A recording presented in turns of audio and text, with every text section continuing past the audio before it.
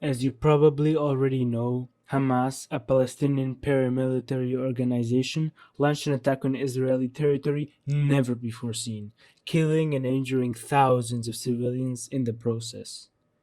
In this video, I will go over how a regional escalation could take place and what it would mean for the Middle East and the world writ large. To understand how an escalation could happen, you need to first understand the role Iran has in this conflict.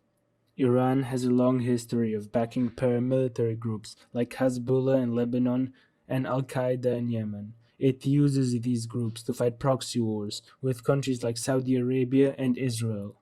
Additionally, Iran provides aid to other Islamic militias, and Hamas is one of them.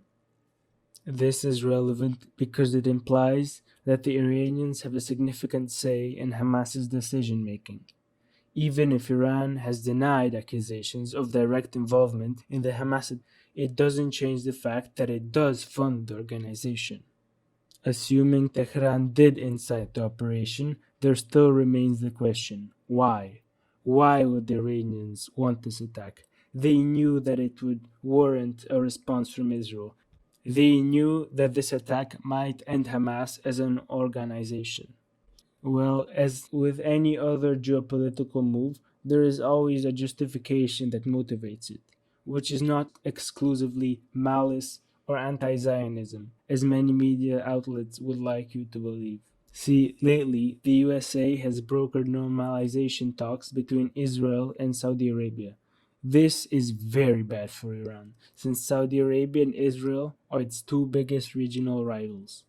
Having them form a defense bloc together with the USA is not something Tehran will let happen. This is where Hamas comes in. You see, Saudi Arabia's conditions for normalization with Israel are its withdrawal from Palestinian territory and Syria's Golan Heights. The key sentence there is withdrawal from Palestinian territory. Now, do you see where I'm going with this? The aggressive counteroffensive measures employed by Israel and the possible occupation of Gaza may be a deal breaker for Saudi Arabia. There is still a chance that the pacification deal survives, but it's definitely slim. This is a huge geopolitical win for Iran, at the cost of innocent civilians that are used as cannon fodder. However, that's not all. As you already know, Israel is concentrating a good part of their military resources around the Gaza Strip, which means that it will have the majority of their striking capabilities already occupied. The aforementioned gives Iran and its proxies more space to act, as the Israelis would be slower to respond. Also, by invading Gaza, Israel is putting itself in an awkward situation, because once they occupy Gaza and exterminate Hamas, as they claim, what will they do with the territory? What will they do with the Palestinian people? If they exile them to Lebanon or Syria, it gives the surviving factions of Hamas way more resources to strike Israel from a place where they are not in an air prison and instead they're in a sovereign nation that actively supports their activities. Who will govern the place? If they decide not to exile the Palestinians, then the question of governance arises.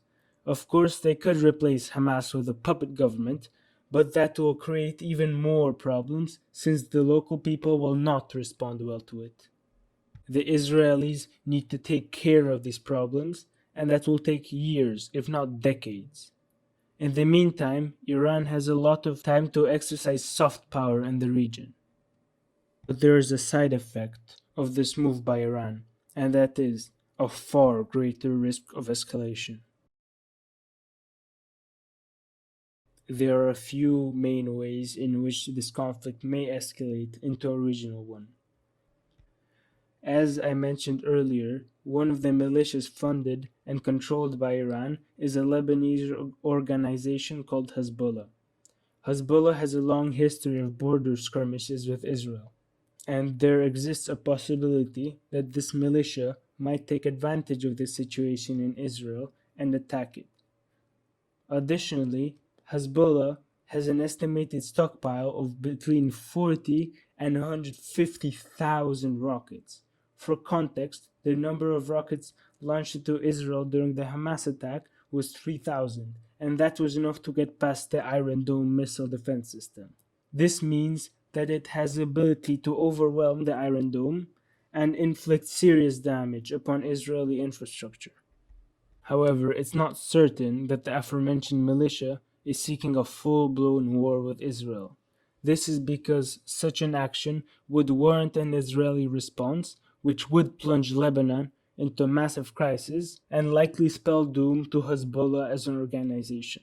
This would mean for Iran that they would lose influence in Lebanon, and I'm not sure that's a price that it's willing to pay.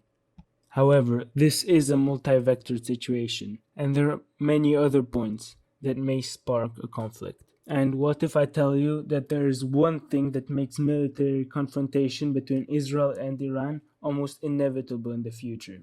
And that is nukes. The threat of Iran developing a nuclear bomb is very real and way closer than expected.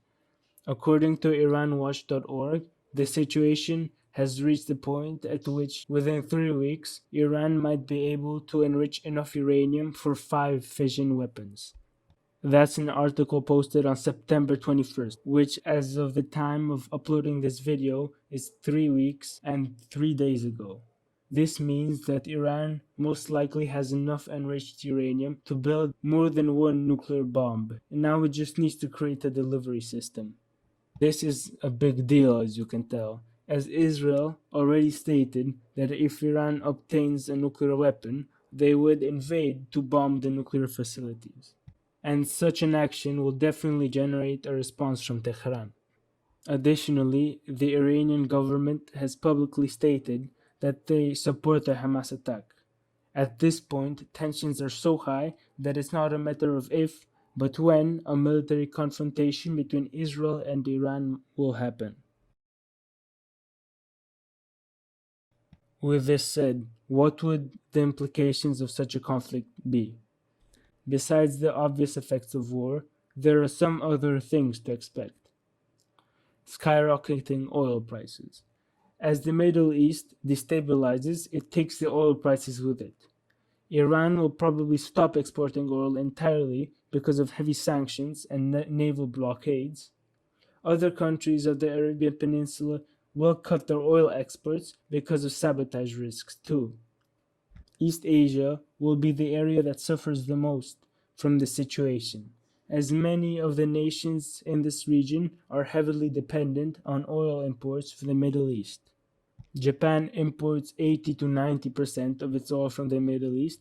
China also imports the majority of its oil from Saudi Arabia. The same goes for almost every single East Asian nation, with a few exceptions like Vietnam and Indonesia, which have a significant oil reserves.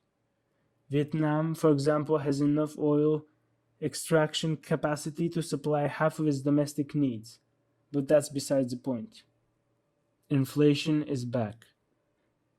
The increasing oil prices will cause huge inflationary pressures. This will be felt in the entire world. As I previously stated, many Southeast Asian nations are highly dependent on the Middle Eastern oil. This means that they will be hit especially hard by the inflationary pressures. Consequently, manufacturing costs for many products in these countries will increase drastically, and since a lot of these East Asian countries like China, India, and South Korea are huge manufacturing centers, it will increase product costs, especially for electronics, all around the world. A huge win for Russia. A war in the Middle East would be like winning the geopolitical lottery for Russia. There are a few reasons for this. First, as I mentioned previously, a war in the Middle East would cause a huge spike in oil prices. This will lead to Russia being able to sell their oil for a significant markup, which makes it easier for Moscow to fund the war effort. Additionally, in the desperate attempt to diversify their oil supply away from the Middle East, countries like China and India will turn to Russia for their oil supply. In this way, Putin will be able to obtain a significant amount of leverage over these countries. Furthermore, as Israel is a strong ally of the US, Washington would definitely pass a bill to fund the Israeli war effort. However, the military resources possessed by the Americans are limited.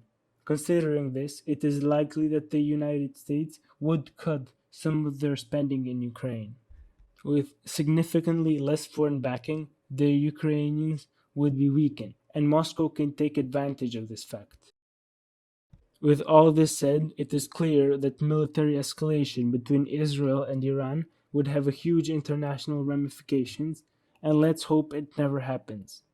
Anyways, see you whenever my lazy self decides to post another video, and in the meantime, remember, special children: Palestine bad, Israel good.